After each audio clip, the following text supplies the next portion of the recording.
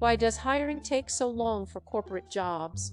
For example, at my company, we have been trying to hire a couple of software engineers and a manager since June 2020. I am not involved in the interview process, but I heard we have been interviewing occasionally over that time looking for the perfect candidate. Meanwhile, there are so many good candidates out there, and not having enough people on our team is just slowing down our progress with work and postponing deadlines. We probably could have hired someone in July. I also have been interviewing for a handful of jobs over the past 6 months, and the interview process is just too long. For example, a recruiter reaches out to me about an interview. I schedule. The recruiter reschedules due to a conflict. I then have a second round with the hiring manager, followed by 2-3 technical interviews, just to not get hired because the hiring manager gets someone with more experience. In general, there are a lot more candidates applying than there are positions, so corporations can drag their feet and find the perfect candidate. Companies have also realized that they can drag their feet and save some cost and still get acceptable output from the remaining staff. I'd like to understand what is happening to the planet when it comes to jobs. It is impossible to succeed because of this. Our economy is not utilizing people or talent.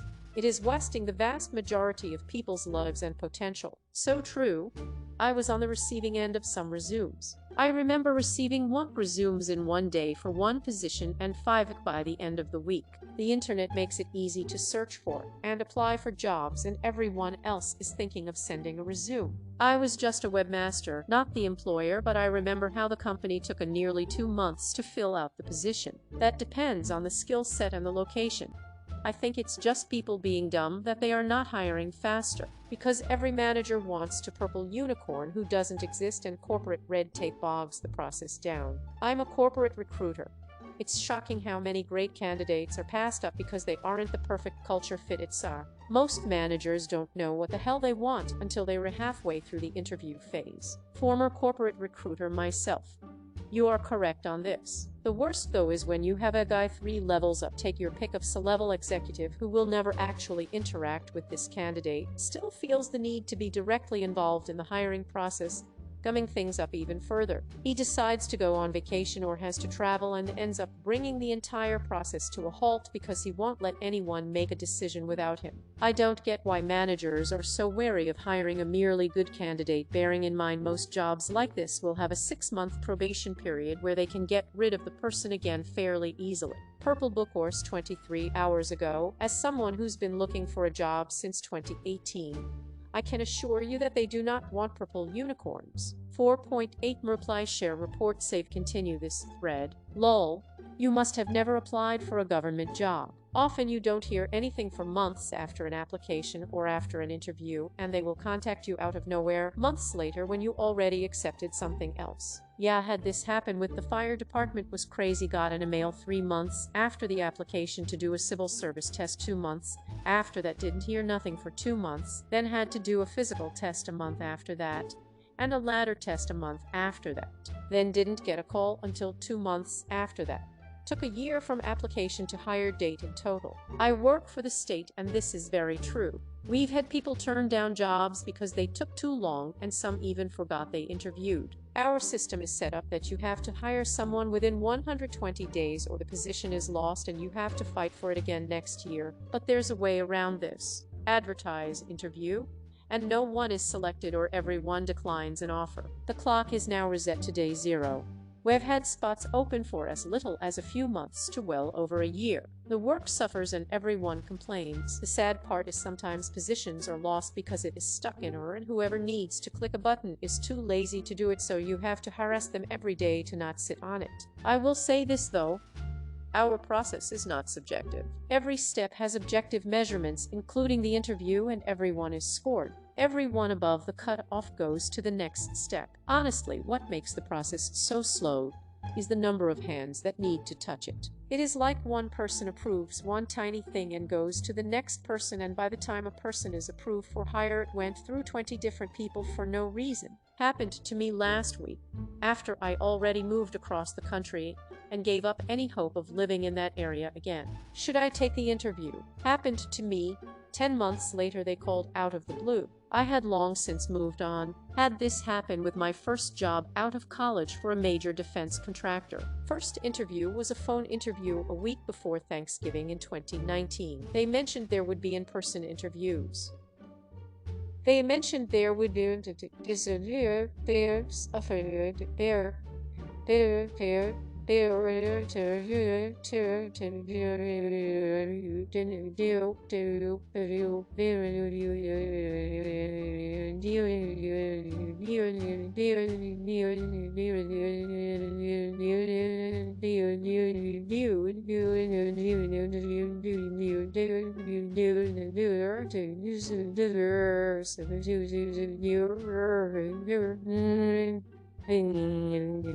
randomly received an offer in late January of 2020, legitimately out of nowhere. I did insanely well on the interview, but I thought they just found someone better. Edit. Ended up starting the job that March right before COVID. A 6-month turnaround from applying to starting. I applied to a large company, 41,000 employees, and I started interviewing with them around the first week of December. I already started with a different company, but I decided to still continue interviewing with large company. I made it to the 5th stage, which is interview with senior executives. This has been the longest interview process of my life. I don't even know if they will offer me something, but they told me at the end of the 5th interview that I should hear back next week. Also, I am not even applying for a management role. Jacker 2011, 22 hours ago. After the third one or fourth, I would have gave up 43 reply, share, report, save, continue this thread. For one, it is a seller's market. There are more people applying for jobs than there are jobs, so employers have their pick of candidates. However, even before the COVID and its accompanying economic collapse back when it was supposedly a buyer's market, companies, and her in particular, were constantly holding out for the perfect unicorn candidate instead of choosing someone who would do a good job but is only good enough. A quick perusal of any job board will quickly show this. There are so many entry-level jobs out there, for example, that are asking for 5 years of industry experience in the same position, a master's degree as preferred, a wide disparate skill set that few if anyone will have, and might only pay $12, $15 sure, with few if any benefits. Then, for lower mid-level positions, companies will ask for 10-20 years of experience in the industry, a master's degree required, an even greater disparate skill set, and might pay a couple dollars more an hour with the same benefits package. A wide disparate skill set that few if anyone will have, and might only pay $12, $15 sure, with few if any benefits. Arts jobs are particularly bad for this. I'm in finance now, but I still subscribe to an email mailing list of jobs to keep myself in the loop.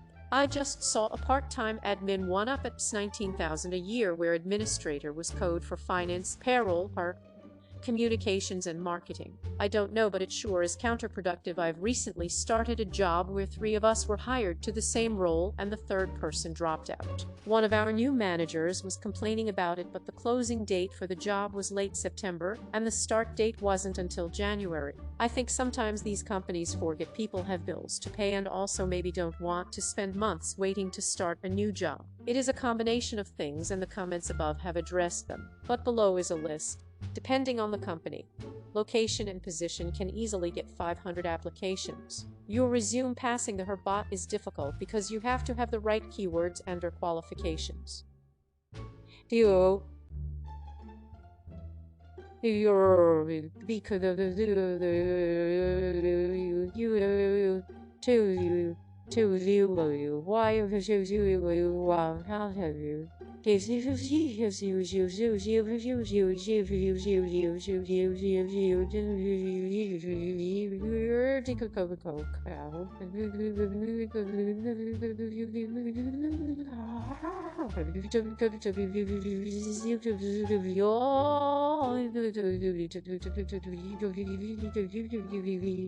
Teams are overwhelmed depending on time project. When it is UA or budget obligations that need to be met, hiring usually will be a delay to the next quarter year. Also, if it is a high position where executives are involved, they spend their time traveling 50 of the time. After your first few interviews, some candidates are put in this good but not perfect bucket, which they are still trying to go through the list to find that unicorn where qualification high, the pay is below market rate. Red tape, usually from start to finish.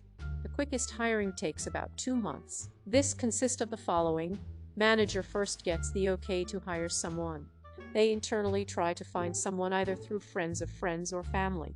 Once that's not enough, then they tell her to post on LinkedIn, or we'll have a random list of qualifications that might or might not even require for the job a place as a deterrent for spam posters. Usually, her waits about 2 to 4 weeks to even being weeding out good candidates. That's when they start scheduling screening interviews. Week 5, once her gets around to hand over resumes that pass this to the manager. Week 6, manager will schedule an in-person interview which schedules match up. Week 7, 8, after they meet with, let's say, 10 candidates, they choose the ones that like the most for a final interview. Week 9, 10.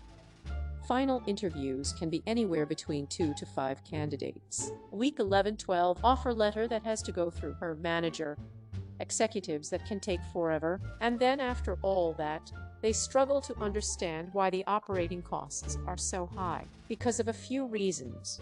Many companies keep posting for jobs even if they don't intend to fill them, just to keep a current set of candidates in the process in case they suddenly need someone. More likely they are looking for a unicorn, a person with a very specific set of skills that may not exist, or they are just horrible at the interviewing process. Been a hiring manager for 20 years, seen tons of both situations. Sounds like they just don't have the processes in place to actually know how to hire the right person. Satikes the 8 person doesn't have the exact skill set but has the motivation to get there quickly, but companies lack the ability to notice those things. Just my own personal experience from hiring and my own personal experience. I've seen this a few times lately in posts, the assertion that a percentage of jobs posted aren't even real jobs. Some people say they were looking for a unicorn candidate. Others say they were conducting some sort of role research. I assume there are other reasons, but it is laughable. As applicants, we are made to believe that to apply we should be tailoring a resume to the exact job for which we are applying. The same is said of cover letters. For a few jobs I applied and interviewed for, the process took almost a month. Situational, behavioral, panel, a skills test. And then the feedback when you don't get the role is either non-existent or completely useless. One company, where I really wanted to work, told me I didn't have enough experience working remotely. Okay, then why the hell did you interview me for almost 6 hours and do one interview with 3 people that took an hour? But I heard we have been interviewing occasionally over that time looking for the perfect candidate. Too many places want a unicorn when what they actually need is a palfrey. I'd say it's because of employer motivation. When I was a group leader and technical director, I hired over 100 engineers, geologists, geophysicists, chemists, hydrologists, soil scientists, numerical modelers, project managers, data managers, and technicians. Says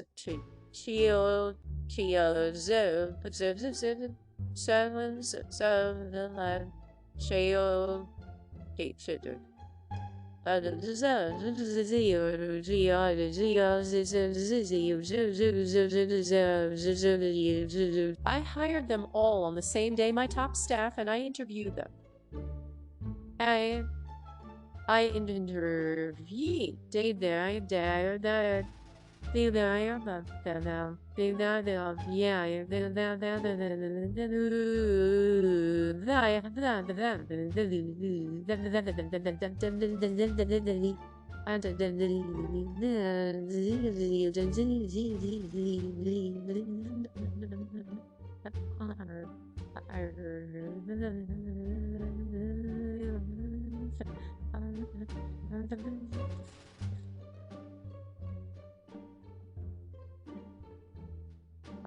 We hired about 90 or more of those we interviewed because we carefully screened candidates. We had several large contracts in Boston, Houston, and San Francisco and needed to staff up immediately. I suppose if there's a reason to delay, it's that the employer isn't motivated to move fast. Of all the people I hired, I fired none and only one quit because she didn't like living in the San Francisco Bay Area. Corporations are full of shit, and the hiring process even more so. There are no perfect candidates, just as there are no perfect employers or perfect people. Any hiring manager looking for the perfect candidate needs a healthy dose of growth up. Same adage goes for relationships.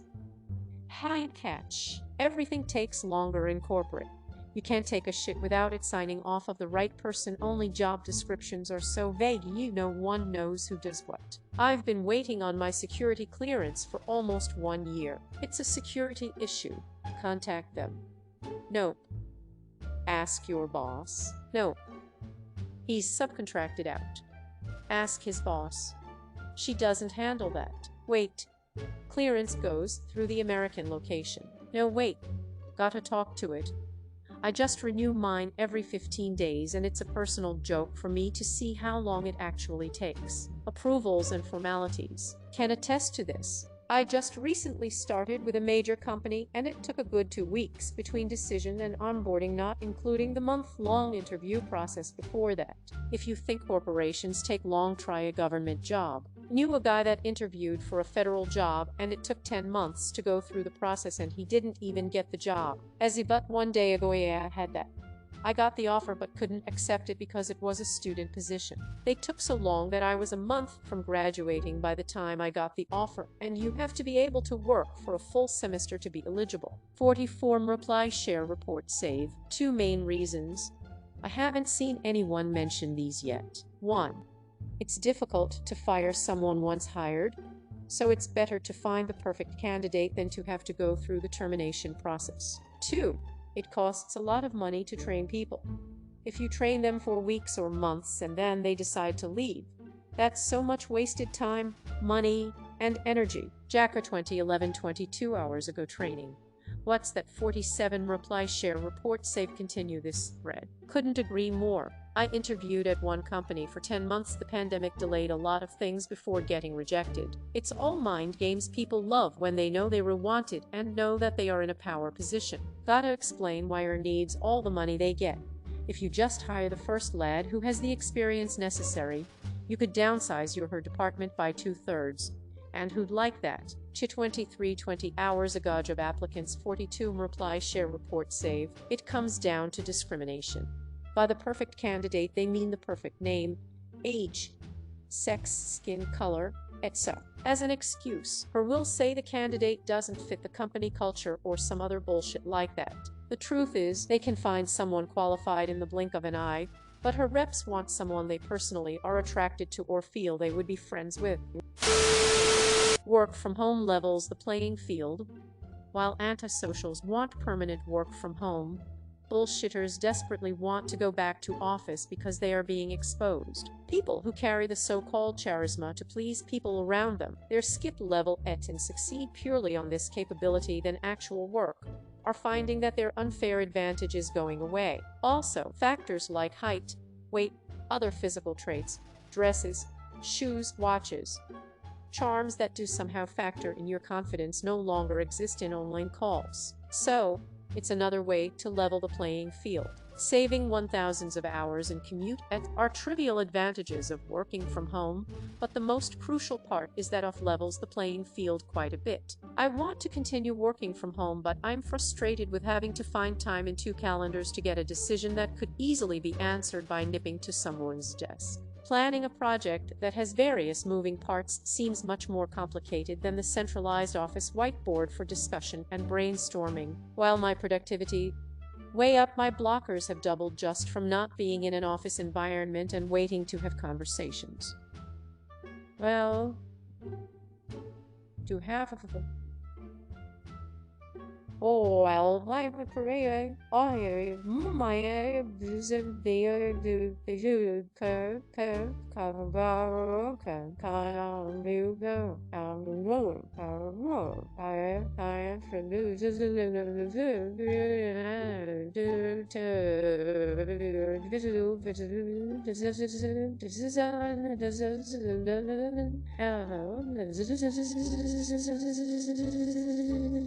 2 days a week would be perfect. Slack is great for impromptu conversations.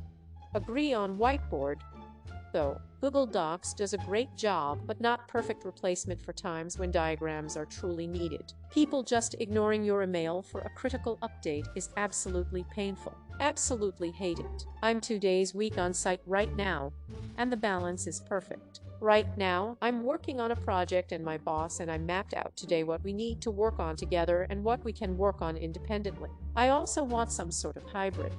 I feel like I waste a lot of time waiting to get a response sometimes. For the most part, my team gets back to me very quickly, but sometimes it's not always the case. Just curious, but how is a Zoom meeting or Slack message not efficient? I find collaboration even easier because people you need to speak to are not always at their desk in the office. So often Zoom Slack can be easier for talking to someone. Bullshitters can still bullshit over the phone just fine. Yee. If anything, it is easier. Abdullah 12,122 5 hours ago this.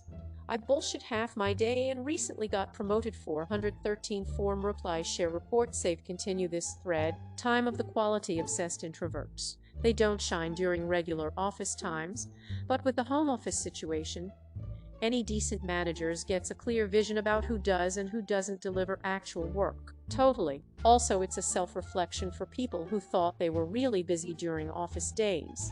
A lot of it was just water cooler chats, wasting time at cafeteria etc. Suddenly they find themselves searching for work. That's me.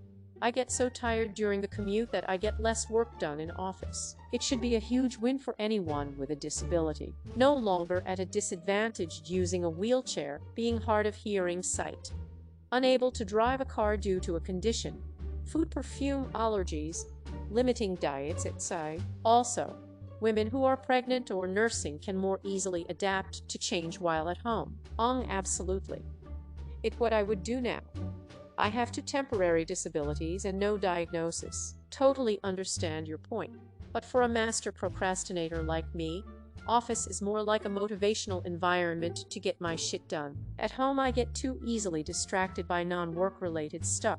Same, it got so bad after a few months that I started taking to a therapist who now has me getting evaluated for AD. The one thing that got brought to my attention was, should people who are working from home be getting paid a little more as they are now having to utilize their own electric and internet for company gain? Actually, there are legislators that want to charge remote workers a work from home tax, because apparently it isn't fair that some people get to work from home and others can't. But to be honest, I've been saving so much money on no commuting costs, not buying new clothes, shoes, dry cleaning, and lunch out. I'm upset I can't save as much if I go back into the office. This is true, however, I consider it a fair trade given how much money I'd be spending on gas, car upkeep, and work clothes. Seriously, I'd normally wear through at least 2 pairs of work shoes a year. That's not happening now. Ask for a technology allowance, $175 a month to cover phone and internet etc. And also ask for another allowance for the P and yet another allowance for the iPad. They should, but they won't because it's a pandemic and we should be grateful to be able to off. Hypomics 8 hours ago, it's tax deductible here. 41 reply share report save. On the flip side though, some of the things you mentioned sometimes helps with customer interactions and creating strong bonds with your target audience. Charisma also works over video calls, and all the other factors you mentioned except maybe height are clearly discernible on a monitor too. In our meetings there's usually 90 cameras off. You were supposed to have them on, but no one cares. Shadcopon 9 hours ago, check out Avatar-based Worlds Verbella 418 reply share report save continue this thread. I get where you're coming from, but man, does this come off as salty. One man's weeding out the underperformers is another man's why do I have to learn communication skills? What? Weeding out the... Why?